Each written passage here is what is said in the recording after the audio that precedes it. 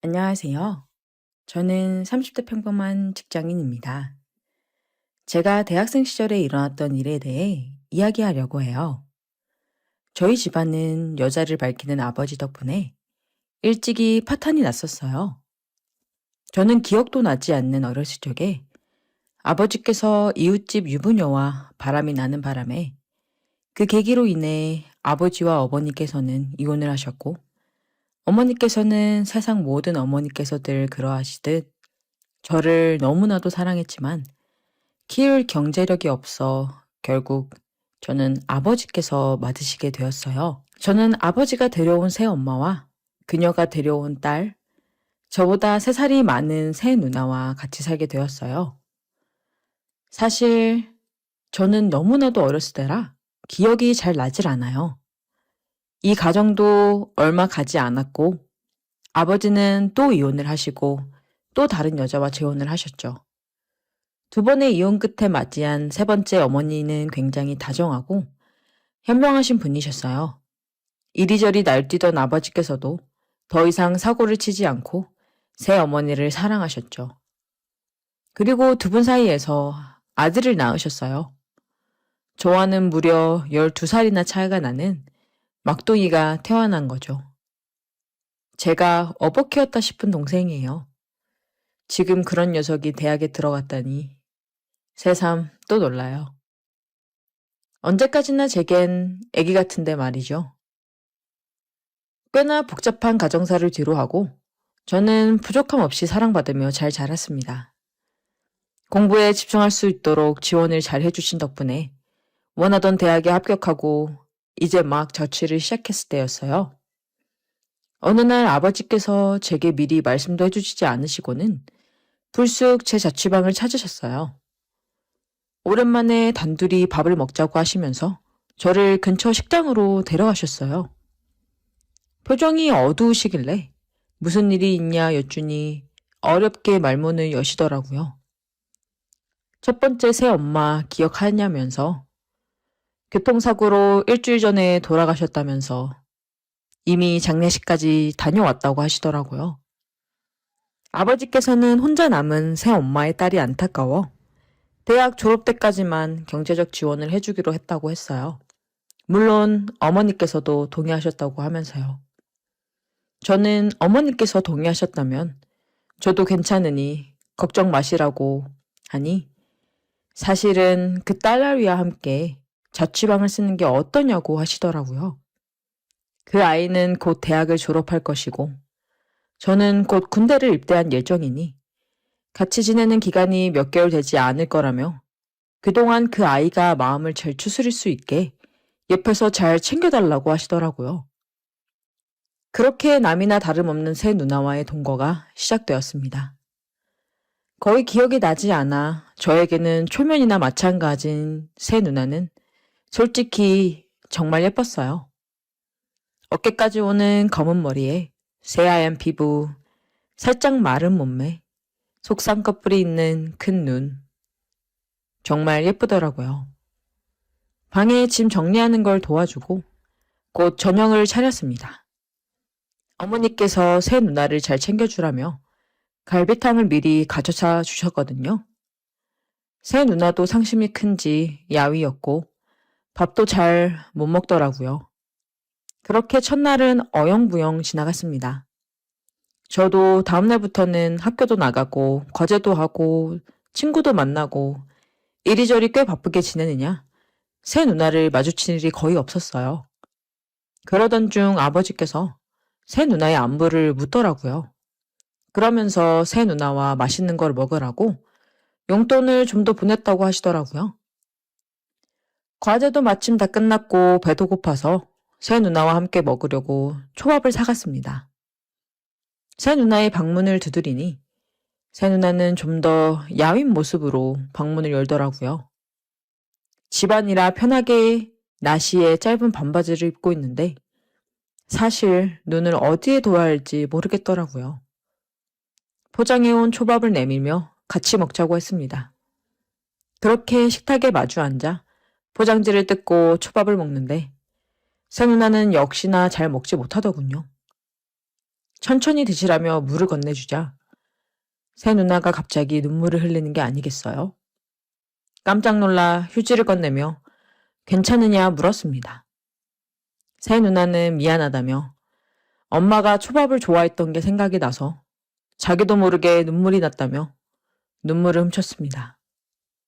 어깨라도 기댈 수 있게 새 누나의 옆으로 자리를 옮겨 그녀를 안아주자 제 품에 안겨 조용히 흐느끼더라고요. 피 한 방울 섞이지 않은 남이지만 새 누나의 눈물을 보자 저도 마음이 아팠습니다. 그렇게 어느 정도 진정이 될 때까지 그녀는 제 품에서 떨어질 줄을 몰랐어요. 새 누나의 눈물이 멈춘 것 같아 자리에서 일어나려 하자 그녀가 저를 붙잡았습니다. 다른 사람의 품에서 이렇게 울고 나니 속이 조금 개운한 것 같다며 그동안 잠을 제대로 자지 못해 너무 피곤한데 혹시 잠들 때까지만 곁에서 안아달라고 하더라고요. 살짝 당황스러웠지만 그녀는 정말 곧 있으면 쓰러질 것만 같이 위태로워 보여 그 부탁을 거절할 수가 없었어요. 그래서 걱정 말라며 잠들 때까지 곁에서 있어주겠다며 그녀를 다독였습니다. 그 후 새 누나는 샤워를 하고 나왔어요. 그녀에게서 나는 샴푸 냄새에 순간 아찔하더군요. 새 누나는 제 손을 잡고 저를 그녀의 방으로 데려갔습니다. 그리고 저를 침대에 먼저 눕히더라고요. 침대는 급하게 마련한 거라 그렇게 크지가 않아 둘이서 나란히 눕기에는 약간 좁았어요. 새 누나도 곧 제 옆에 바짝 붙더니 저를 죽부인처럼 끌어안더군요. 순간 제 심장 소리가 들리는 건 아닌지 조마조마했습니다. 그렇게 새 누나는 저를 끌어안고는 점점 제게 더 가까이 오더니 입술을 맞대더군요. 사고가 정지되어 어떻게 해야 하나 우물쭈물 하는데 새 누나가 다 잊게 해달라면서 제 위로 올라탔습니다. 그렇게 우리는 뜨거운 밤을 보냈어요. 그 이후로도 해가 뜨든 말든 상관없었습니다. 같이 사니 이런 게 참 좋더군요. 각자의 방이 따로 있었지만 우리는 언제나 늘 같은 방에서 같이 지내게 되었죠. 새 누나도 점점 웃는 일이 많아지고 밥도 잘 먹고 좋아지는 것 같았어요. 그렇게 행복하게 지내던 어느 날 영장이 나와 저는 군대를 가게 되었어요. 군대에 가 있는 동안 새 누나는 졸업을 하고 중소기업에 입사를 했다고 아버지께서 말씀해 주시더군요. 솔직히 새 누나가 한 번이라도 면회를 올 줄 알았습니다. 하지만 그 후로 새 누나를 본 적이 없네요. 휴가를 나왔을 때 집에 가보니 누나는 이미 짐을 다 싸서 나간 후였던지 아무것도 없더라고요. 굳이 연락을 하진 않았지만 아마 연락처도 바꾸지 않았을까 해요. 그냥 잘 지내고 있는지 궁금하네요. 혹시라도 이 사연을 들으면 새 누나는 제가 누군지 알지 않을까요? 잘 지내고 있는지 문자라도 주면 좋겠어요. 안녕하세요. 썰 라디오입니다. 오늘은 결혼 20년 차 이상 된 중년 부부들이 지루해진 부부 생활을 벗어나기 위해 은밀한 동해로 시작하게 된 특별한 모임 이야기를 전해드리려고 합니다. 평범해 보이던 부부들이 과연 어떤 유혹과 고민을 겪게 되었는지 함께 들어보시죠. 저는 올해 60을 바라보는 정훈입니다. 아내 영희와는 30대 초반에 결혼해 지금까지 25년 넘게 함께 살았습니다. 둘 다 큰 문제 없이 지내왔지만 세월이 흐르니 확실히 예전처럼 불같은 열정은 줄었고 서로 애정이 없어졌다기보다는 일상에 안주하게 된 느낌이랄까요? 그럼에도 저는 꽤 보수적인 성격이라 가정이 가장 중요하다는 신념이 강했습니다. 작은 유혹이라도 쉽게 받아들이지 못하죠. 어느 날 한동안 연락 없던 대학 동창 명욱에게 뜻밖의 전화를 받았습니다. 야, 정훈아. 잘 지내냐? 요즘 좀 무료해 보이던데 우리 부부 모임 한번 나와볼래? 2주 후쯤 작게 모이기로 했거든. 명욱은 대학 시절부터 사교성이 좋고 활동적인 친구였고 부인인 숙자와 결혼한 뒤로도 부부 모임이나 동호회 같은 걸 자주 주도해 왔습니다. 저는 그냥 평범한 동창 부부들끼리 식사하고 노는 자리겠지 싶어서 대수롭지 않게 여겼고, 아내 영희 역시 오랜만에 사람들도 만나고 분위기도 전환하자 며 긍정적으로 반응했습니다. 주말 저녁 모임 장소는 시 외곽의 분위기 좋은 카페 겸 펜션이었습니다. 저는 운전석에서 내리며 주변을 살폈는데 야외는 환한 조명으로 꾸며져 꽤 낭만적인 느낌이더군요. 문을 열고 들어가자 명욱 부부 외에도 이미 중년 부부 3쌍 정도가 모여 있었습니다. 그러니까 저희 포함하면 4쌍, 총 8명이었죠. 보통 부부 모임이라고 하면 3, 4, 5 모여 시시콜콜한 이야기를 나누고 술 한잔 기울이며 서로 근황을 묻는 정도일 텐데 분위기가 묘하게 고급스럽고 사전에 철저히 준비한 모임 같은 인상이 들었습니다. 와인과 안주, 그리고 작은 게임, 도구들이 정갈하게 세팅되어 있었고 참석한 부부들은 모두 꽤 친밀해 보이더군요. 명욱이 제게 다가와 웃으며 말했습니다. 정훈아, 영희랑은 정말 오랜만이다. 다들 자유롭게 대화 나누고 있으니 편히 즐겨. 우리 부부 모임, 단순히 수다 떠는 건 아니고 부부 생활의 새로운 자극을 찾자는 취지야. 아, 직접 보면 알게 될 거야. 처음엔 그냥 그러려니 했습니다. 하지만 대화를 나눌수록 다른 부부들 사이에 은근한 농담과 미묘한 스킨십이 오가는 걸 느꼈습니다. 저도 장난스런 말 정도는 익숙하지만 이 자리는 조금 달랐습니다. 서로 남편 아내가 뒤섞여 상대 배우자의 어깨를 두드리며 과하게 반가워한다거나 어머, 요즘 예뻐지셨네요. 은근히 섹시하시다. 같은 말이 오가니 저처럼 보수적인 사람 입장에선 당혹스럽더군요. 더 놀라웠던 건 영희가 그 분위기에 의외로 어색해하지 않았다는 점이었습니다. 평소에도 사교적이긴 했지만 이렇게까지 적극적으로 농담을 받아주는 모습은 좀 낯설었죠. 속으로 아내가 이런 데서도 잘 적응하네 싶으면서도 묘하게 마음이 편치 않았습니다. 잠시 후 명욱이 자, 슬슬 게임을 시작해볼까요? 라고 제안했습니다. 테이블 위엔 작은 룰렛판, 주사위, 카드 등이 놓여 있었고 각각 별도의 규칙이 적힌 종이가 곁들여져 있었습니다. 가볍게 시작하는 거니까 긴장할 필요 없어. 그냥 다들 게임하듯 즐기면 돼. 명욱이 부연했지만 저는 가벼운 게임이라는 말이 왠지 믿기지 않았죠. 이미 주변에서 오가는 시선이 심상치 않았으니까요. 그날 1차 게임은 그럭저럭 무난했습니다. 예컨대 카드에 적힌 벌칙이 옆 사람과 가볍게 건배하며 칭찬하기 정도였으니까요. 물론 상대가 배우자가 아닐 수도 있다는 게 살짝 걸리긴 했지만 아직 수위가 높진 않았습니다. 그렇게 저녁 시간이 흐르면서 술이 몇 잔 더 들어가고 사람들이 점점 더 편해지자 서서히 뭔가 위험한 기운이 감돌기 시작했습니다. 밤이 깊어가자 명욱이 슬쩍 저와 영희를 테라스 쪽으로 데려갔습니다. 다른 부부들은 실내에 남아 2차 술자리를 꾸리는 듯 보였죠. 명욱은 담배를 꺼내 물며 한껏 진지한 목소리로 말했습니다. 정훈아, 사실 이 모임에 오는 사람들 대부분 오랫동안 부부 생활에 새로운 변화를 원했던 이들이야. 그래서 미리 서로 합의를 해두고 적당히 즐기곤 하는데 너희 부부는 어때? 저는 순간 귀를 의심했습니다. 합의라니 무슨 합의? 하고 되물었죠.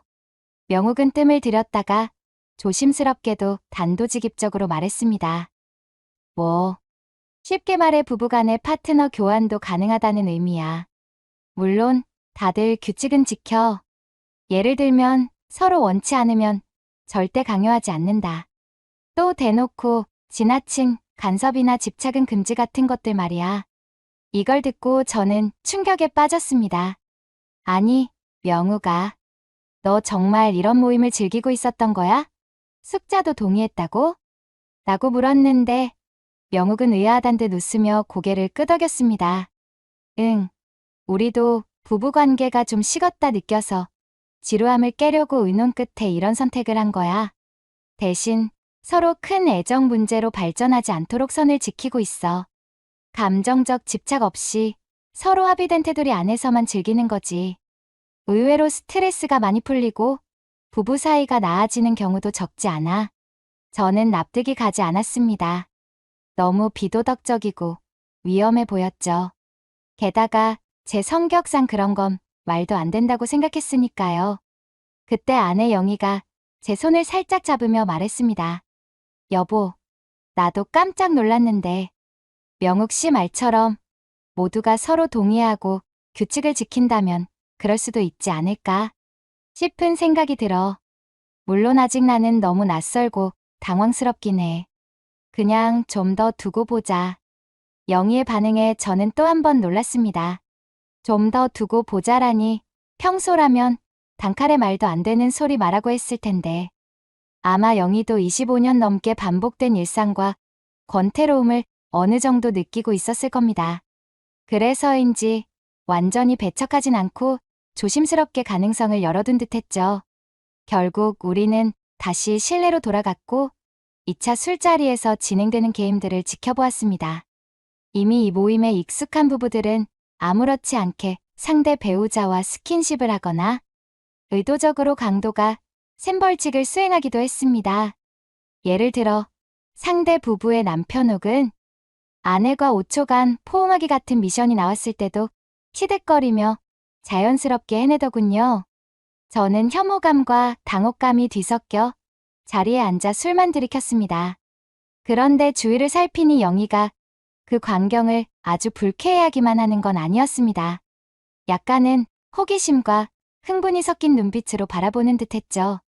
시간이 흐르면서 수위가 더욱 올라갔습니다. 자, 이번엔 조금 과감한 벌칙이에요. 사다리 타기에서 걸린 두 사람은 옆방으로 잠깐 들어가 몇 분만 조용히 대화하고 오기. 이 말이 떨어지자 이미 익숙한 부부들은 장난기 넘치는 표정으로 환호성을 질렀습니다. 밖에서 보기엔 정말 알다가도 모를 광경이었죠. 그날 밤 저는 영희와 일찍 자리에서 빠져나왔습니다. 차마 그 이상을 견디기는 힘들었습니다. 하지만 영희가 호텔 방 펜션과 비슷한 형태로 돌아오는 길에 조심스럽게 말했습니다. 여보, 나도 좀 혼란스러워. 근데 이분들이 나름대로 규칙을 정하고 서로 배려하면서 즐기는 거라니 괜찮을 수도 있지 않을까? 우리도 혹시 조금 변화를 줄 방법을 고민해 봐야 하지 않을까? 저는 아무 말도 못했습니다. 가슴이 쿵쾅대면서 나는 절대 이런 거 못해. 말도 안 돼. 하는 마음과 영희도 지루함을 느끼고 있었나? 우리 결혼 생활이 그리 단조로웠나? 하는 자괴감이 교차했습니다. 며칠 후 집으로 돌아온 뒤에도 저는 그날의 충격과 불쾌감을 잊을 수 없었습니다. 그러나 영희는 오히려 명욱 부부의 이야기를 인용하며 나도 지금 당장 그런 걸 하고 싶다는 건 아니야. 근데 생각해보면 우리 결혼 생활도 뭔가 정체된 느낌이 있었잖아. 조금씩 부부 사이에 활력소를 찾거나 가벼운 장난이라도 해볼 필요는 있지 않을까? 라는 식으로 그날 본 광경을 완전히 부정하지 않았습니다. 이 모임은 정기적으로 열리는 듯 했습니다. 다음 달에 한 번 더 모임이 잡힌다고 하고 명욱은 이번엔 좀 더 여유로운 장소로 예약했으니 꼭 와봐라라며 계속 연락을 해왔습니다. 저는 처음에는 단칼에 거절하고 싶었지만 영희가 은근히 가자는 쪽으로 기울어 있더군요. 우리가 꼭 뭘 해야 하는 건 아니잖아. 그냥 분위기만 다시 한번 보고 결정해도 늦지 않아. 라는 논리였습니다. 결국 저는 확실한 건 난 못한다. 가도 최대한 중립을 지킬 거다라는 전제를 달고 두 번째 모임에 참석하게 됐습니다. 이번 모임 장소는 별장처럼 꾸며진 대형 펜션이었습니다. 자연 경관이 좋아서 그런지 도착부터 이런 곳이면 부부들끼리 즐겁게 지낼 수도 있겠다 싶긴 했죠. 저녁 무렵 모여든 부부들은 총 6쌍이었습니다. 지난번에 봤던 얼굴들도 있고 새로운 부부들도 있었죠. 명욱 부부는 저희를 반갑게 맞았고 숙자는 영희를 반가워하며 영희 씨도 이번엔 좀 더 편하게 즐겨보자라고 웃으며 말했습니다.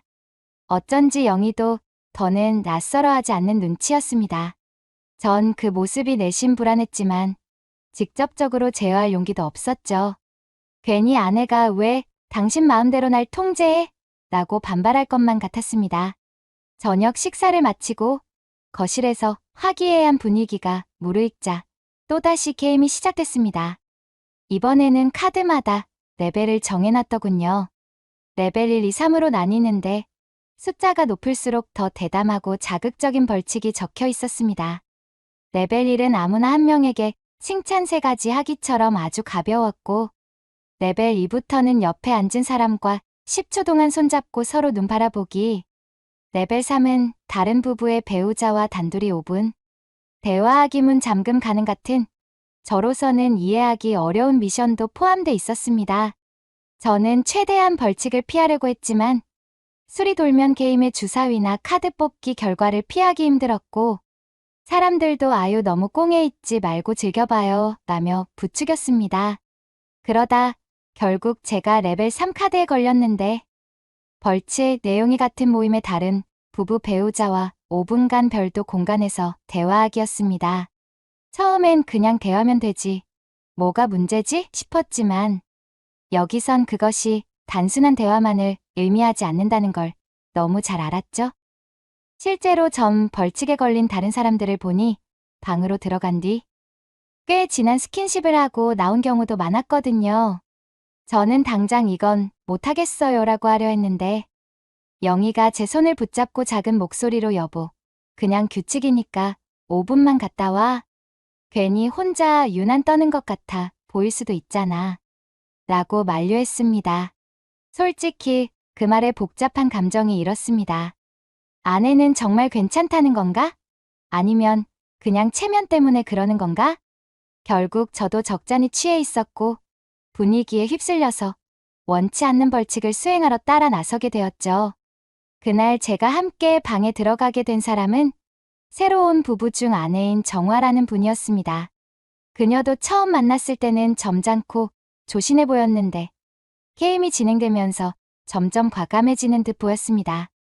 문을 닫고 나니 갑자기 둘만의 공간이 주어져 버렸고 정화는 자연스럽게 제게 다가와 어색해할 필요 없어요. 그냥 5분 금방 가니까 라며 귓속말처럼 말했습니다. 저는 몸이 굳어 아무것도 못하고 괜히 시선을 바닥에 떨구었습니다. 속으론 내가 뭐 하는 짓이야? 하며 자책했죠.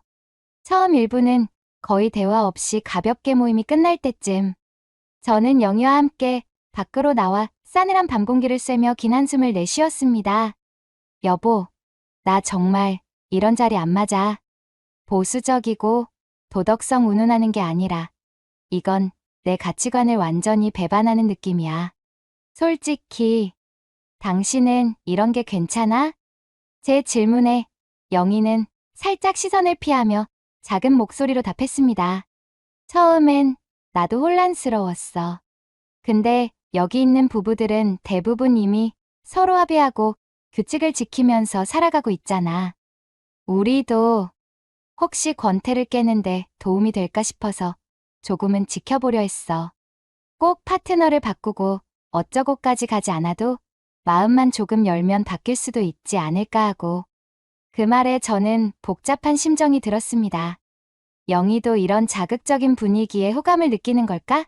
아니면 정말 모임에 휩쓸린 건가? 어느 쪽이든 제가 알던 영희와는 사뭇 다른 면이었습니다. 동시에 25년이란 긴 결혼 생활이 우리에게 남긴 무뎌진 감정이 이런 모임에 대한 호기심으로 나타난 건 아닐까 싶기도 했습니다.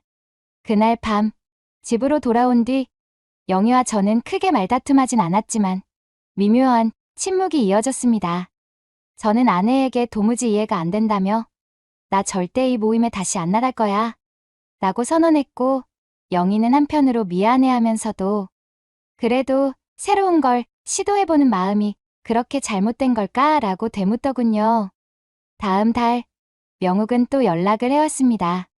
정훈아, 이번 모임에도 올 거지? 영희가 은근히 기다리고 있던데. 저는 가슴이 철렁했습니다. 영희가 기다린다고? 설마 정말 참가 의향을 보였나? 라는 의혹이 생겼습니다. 아내를 추궁해 보니 어느 정도 맞더군요. 영희는 이젠 겉돌지 않고 제대로 경험해보겠다 같은 말까지 했습니다. 그 이야기에 저는 화가 치밀었지만 동시에 아내를 완전히 막아설 자신도 없었습니다. 만약 강압적으로 절대 못 가 라고 하면 부부 사이의 균열이 더 커질 것 같았거든요. 결국 세 번째 모임을 앞둔 어느 날, 저는 아내와 진지하게 대화를 나눴습니다. 당신이 원하는 게 뭔지 분명히 말해줘. 이렇게 극단적인 모임에 빠져들면 혹시 우리에게 더 안 좋은 일 생길 수도 있어. 영희는 한참 고민하다가 답했습니다. 사실 당신도 알잖아. 우린 너무 오랫동안 안정적이었어. 그게 좋은 점도 있지만 매일 똑같은 일상의 우울함을 느끼기도 했어. 나도 파트너 바꾸고 어쩌고까진 생각 없지만 새로운 자극이 될 수 있다면 살짝 시도해보고 싶었어. 근데 당신이 싫다면 나도 억지로 하진 않을게. 그날 밤, 전 잠을 이루지 못하고 뒤척이다가 깨달았습니다. 아내가 완전히 도덕적 기준을 버렸다기보다 그만큼 우리 관계가 권태에 빠져 있었구나. 내가 너무 보수적으로 꽁꽁 묶여서 아내가 마음 편히 대화조차 나누지 못했을지도 모르지. 그리고 비록 그 모임 방식에는 절대 찬성할 수 없지만 우리는 어떻게 이 권태를 극복할 수 있을까에 대해 같이 고민해야 한다는 생각이 들었습니다. 그래서 저는 영희에게 말했습니다. 우리 굳이 그 모임 아니어도 다른 방법을 찾아보자. 여행을 가든 오랫동안 못 해본 취미를 함께 하든 다른 부부들처럼 극단적으로 갈 필요는 없잖아. 영희도 결국 저를 배려해 그래. 어쩌면 그게 더 현명할지도 몰라. 라며 동의했습니다. 저는 마음속으로 안도했습니다. 혹시나 아내가 끝내 그 모임에 빠지면 어쩌나 했거든요. 결국 우리는 세 번째 모임에는 참석하지 않았고 그 뒤로도 명욱이 몇 번 연락을 해왔지만 어느 순간부터 무소식이 되었습니다. 아마 우리처럼 끝까지 적응 못한 부부들도 있었을 테고 그들끼리만 정기 모임을 이어갔겠죠. 그 후 우리 부부는 다양한 방법으로 결혼 생활에 새로운 자극을 찾으려 노력했습니다. 부부 요가나 클래식 음악회 같은 데를 함께 다녀보기도 하고 주말엔 드라이브를 가거나 펜션에 1박 2일로 놀러 가기도 했죠. 물론 완벽하게 권태가 사라진 건 아니지만 적어도 상대를 다른 사람과 공유하고 스킨십을 허용하며 그 안에서 희열을 찾는 식의 방식은 우리에게 맞지 않는다는 걸 분명히 깨달았습니다. 부부 생활이 지루해질 때 꼭 극단적인 방법밖에 없는 건 아니구나. 이 일이 끝난 후 제가 얻은 교훈입니다. 아마 어떤 사람들은 합의하에 그 모임을 즐기고 서로 더 끈끈해지는 경우도 있을 겁니다. 하지만 모두에게 맞는 것은 아니라는 사실을 절감했죠. 저 같은 보수적이고 도덕적 기준이 뚜렷한 사람에겐 차라리 다른 방식으로 활력을 찾는 게 훨씬 건강하다는 걸 말씀드리고 싶습니다. 여러분은 이 이야기를 어떻게 들으셨나요? 자극적인 모임으로 부부 생활의 재미를 찾을 수도 있겠지만 그만큼 위험이 뒤따른다는 점도 잊어선 안 되겠죠. 흘렀습니다. 하지만 정화가 의도적으로 저에게 손을 뻗으며 저도 이런 자리는 조금 부담스럽긴 한데 다 같이 합의된 규칙이니까 가볍게 대화 정도는 할 수 있잖아요? 라고 말하더군요. 저는 식은땀이 나면서 고개를 끄덕였습니다. 그리고 제대로 된 대화는커녕 그저 네, 그렇죠. 죄송해요 같은 동문서답만 반복했습니다. 분명 다른 부부들은 더 과감하게 스킨십도 하고 나오는데 저는 너무 보수적인 성격이라 그럴 수가 없었죠. 혹시라도 이 짧은 시간에 내가 실수라도 하면 어쩌나 싶어서 혼이 났습니다.